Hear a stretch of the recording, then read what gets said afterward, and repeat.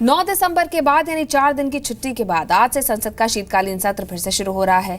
16 नवंबर से शुरू हुए शीतकालीन सत्र में सिर्फ और सिर्फ हंगामा हुआ है, काम कुछ भी नहीं हो पाया है। बीते 2 सालों में अगर हम गौर करें तो संसद के मौजूदा सत्र में सबसे ज्यादा कम काम हुआ है और संसद चल रही है तो जाहिर है कि संसद चलाने का खर्च भी हो रहा होगा। और 9 दिसंबर तक ये खर्च 199 करोड़ रुपए था जो कि बेकार चला गया। क्या इस नुकसान के लिए जनता जिम्मेदार है? सांसदों के हंगामे का हर्जाना आम आदमी क्यों भरे?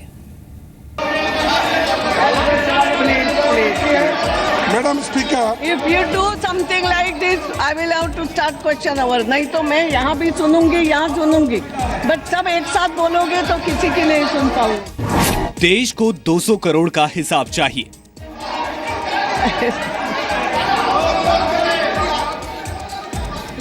हंगामे की तस्वीर सवाल खड़ा कर रही है मैं तो किसी की बात नहीं सुन पा रही हूँ कि क्या सिर्फ हंगामा खड़ा करना ही संसद का मकसद रह गया है। House stands adjourned to meet again at 11:30. माननीय मनी का मोल समझिए।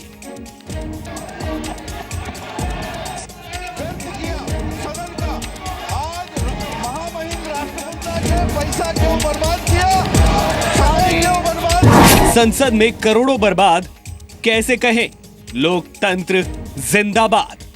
Rajeshwar 0 over. I am allowing your 0 over.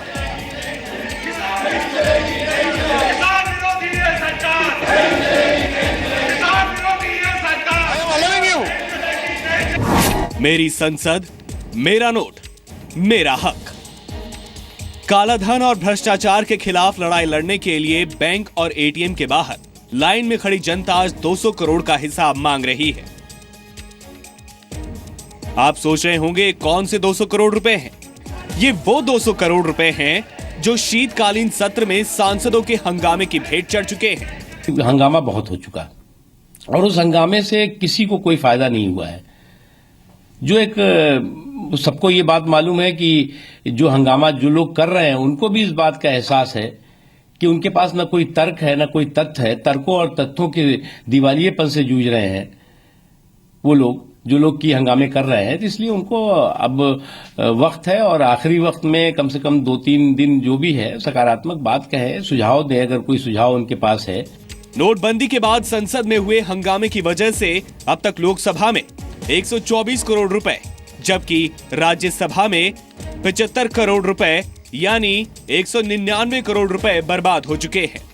Now that the government has categorically come out that they are prepared to debate on any issue and the eventualities, I hope the opposition must heed to this saner advice, saner request and allow the parliament to function for the remaining days.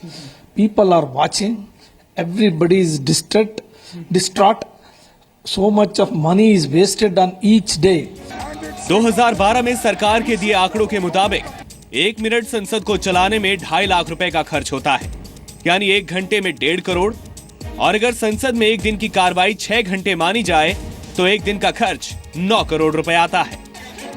इस तरह इस शीतकालीन सत्र में हंगामे के चलते लगभग 199 करोड़ रुपए खर्च हो चुके हैं। अगर यही पैसे जनता के लिए खर्च हुए होते तो एटीएम के बाहर खड़े लोगों को काफी हद तक राहत मिलती। कैसे, अब इसे समझते हैं। एक एटीएम मशीन शुरू करने के पूरे प्रोसेस पर तकरीबन 15 लाख रुपए होते हैं। इस तरह इन 200 करोड़ रुपए में लगभग 1333 एटीएम मशीन देश भर में लग जाते। यानी नोटबंदी से आपको हो रही परेशानी की बड़ी वजह संसद में हंगामा कर रहे नेता भी हैं। सदन को चलने दें, क्योंकि सदन चलता है तो देश चलता है। कम से कम सदन को रोककर देश को रोकने का काम न करें, ये विनती जरूर है।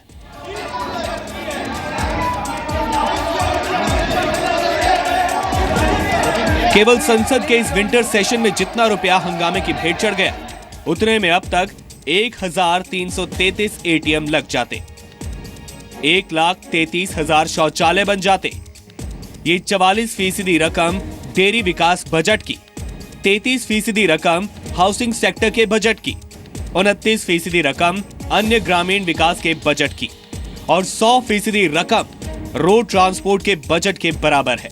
इतना पैसा यानी 11% रकम वैज्ञानिक अनुसंधान के बजट के, 149% समाज कल्याण के बजट के बराबर है। हालांकि विपक्ष कह रहा है कि यह स्थिति सरकार की वजह से पैदा हुई है। नरेंद्र मोदी जी और भारतीय जनता पार्टी मिलकर देश की सब प्रजातंत्र के सबसे बड़े मंदिर, देश की संसद का घोर अपमान कर रहे हैं। पहली बार देश में ऐसा देखा कि एक ऐसी पार्टी जिसके पास 282 से ज्यादा एमपी हों, मित्र दलों के साथ मिलाकर 300 से अधिक सांसद हों, लोकसभा की स्पीकर उनकी पार्टी से चुनकर आई हों, वो प्रधानमंत्री कहते हैं कि मुझे नहीं बोलने दिया जा रहा। ये पैसे देश की जनता के हैं जो अपने पैसों के लिए सड़कों पर खड़ी है। वो जनता सवाल पूछ रही है कि जब संसद में करोड़ों बर्बाद तो कैसे कहे लोकतंत्र जिंदाबाद। ब्यूरो रिपोर्ट, जी मीडिया।